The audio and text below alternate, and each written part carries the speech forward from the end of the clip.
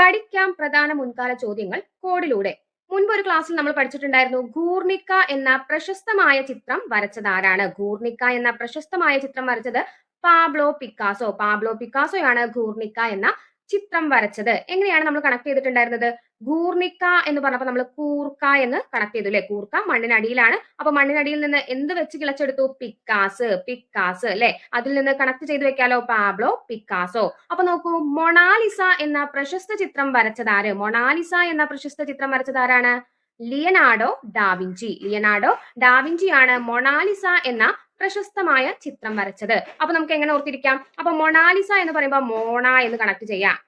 Mona Lisa എന്ന് പറയുമ്പോൾ മോണ എന്ന് കണക്ട് ചെയ്യാം. അപ്പൊ ഇഞ്ചി കടിച്ച മോണ എന്ന് കണക്ട് ചെയ്ത് വെക്കുക. ഇഞ്ചി കടിച്ച മോണ പോലെ, ഇഞ്ചി കടിച്ച മോണ പോലെ എന്ന് ഓർത്താൽ ഇഞ്ചി എന്നതിൽ നിന്ന് ഡാവിഞ്ചി കണക്ട് ചെയ്യാലോ. മോണ എന്നതിൽ നിന്ന് മൊണാലിസ എന്നും കണക്ട് ചെയ്ത് വെക്കാം. അപ്പൊ കോഡൊക്കെ ഇഷ്ടപ്പെട്ടു യൂസ്ഫുൾ ആവുന്നുണ്ടെങ്കിൽ വീഡിയോ ലൈക്ക് ചെയ്യുക, നിങ്ങളുടെ അഭിപ്രായങ്ങൾ കമന്റ് ചെയ്യുക, നമ്മുടെ ചാനൽ സബ്സ്ക്രൈബ് ചെയ്യുന്ന കാര്യം കൂടി പരിഗണിക്കുക കേട്ടോ.